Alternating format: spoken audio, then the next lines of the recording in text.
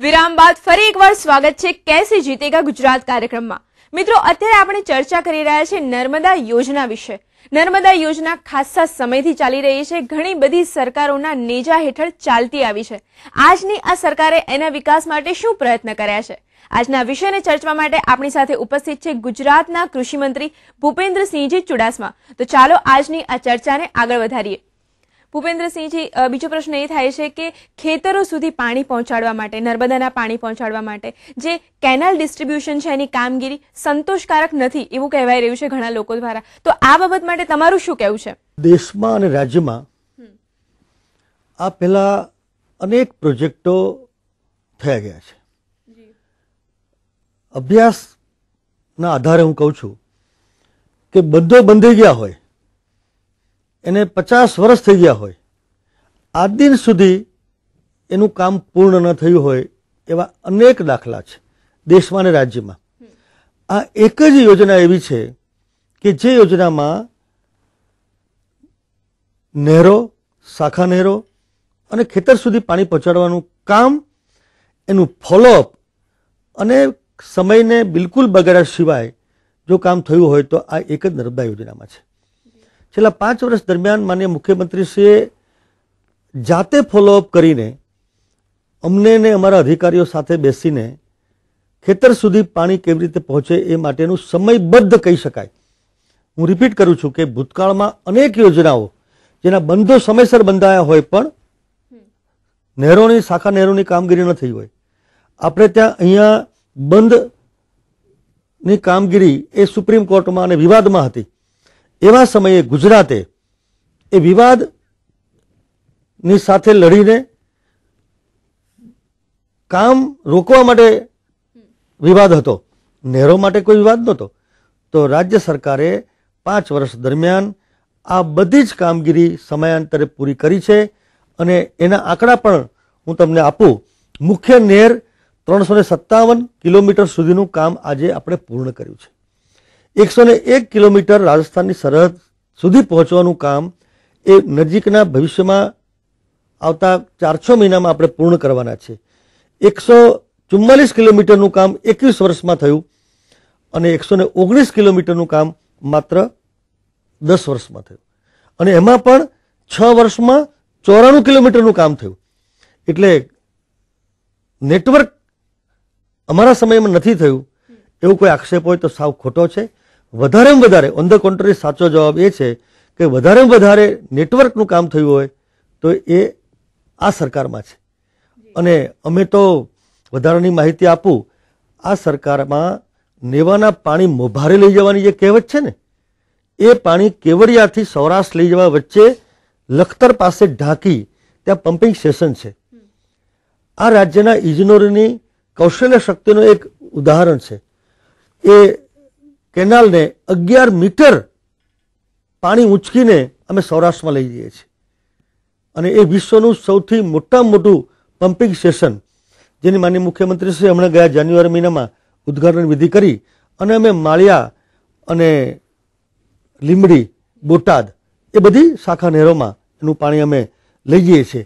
શાખા નહેરોમાં કુલ 38 શાખા નહેરો છે, એમાંથી અમે 24નું કામ સંપૂર્ણ કર્યું છે અને બાકીનું કામ શરૂ કર્યું છે, જે 2010 સુધીમાં માનનીય મુખ્યમંત્રી શ્રી કહે છે કે આપણે સ્વર્ણિમ ગુજરાત 2010 સુધીમાં ગુજરાતને 50 વર્ષ પૂરા થાય છે અને એના માટેના લક્ષ્યાંક 5.5 કરોડ લોકો પોતાનો એક લક્ષ્યાંક નક્કી કરે એવી અમારી અપેક્ષા છે।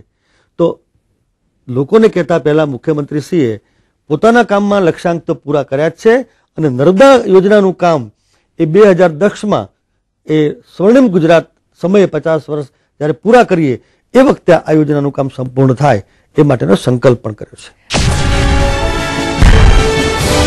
ભૂપેન્દ્રસિંહજી, સાથે એ પણ જાણવું છે કે સરદાર સરોવર યોજના છે એના અંતર્ગત છેલ્લા 5 વર્ષમાં, એટલે 5 વર્ષ પહેલાથી લઈને અત્યારની પરિસ્થિતિમાં સિંચાઈની પરિસ્થિતિ શું છે? 2005 પહેલા તો સિંચાઈ નહીવત હતી, પરંતુ છેલ્લા 5 વર્ષની અંદર દર વર્ષે 2 વર્ષે 144 કિલોમીટર એનો પહેલો ફેઝ કહેવાય છે, 144 થી 252 એ બીજો ફેઝ કહેવાય છે। તો બંને ફેઝમાં દરેક વર્ષે 25,000, 50,000, લાખ, 2 લાખ એમ કરીને આજે પાણી આપવાની પ્રક્રિયા ચાલુ છે. જ્યાં ભૂતકાળમાં પાણી નહોતું જ મળતું એવા વિસ્તારમાં પણ આજે કુલ મળીને 3.5 લાખથી વધારે હેક્ટર વિસ્તારમાં આજે નર્મદા દ્વારા પાણી આપવાની પ્રક્રિયા ચાલુ છે. મહી યોજનાની અંદર જે સિંચાઈની વ્યવસ્થા હતી એમાં મહીમાં ઘણીવાર પાણી ઓછું હોય તો નર્મદામાંથી આપીને પણ આજે એ સેટઅપ થયેલી જે વ્યવસ્થા છે એમાં પણ નર્મદાનું પાણી આપી અને ખેડૂતોને વધારે વધારે પાણી આપવાની જોગવાઈ છે. એનું પરિણામ શું આવ્યું છે?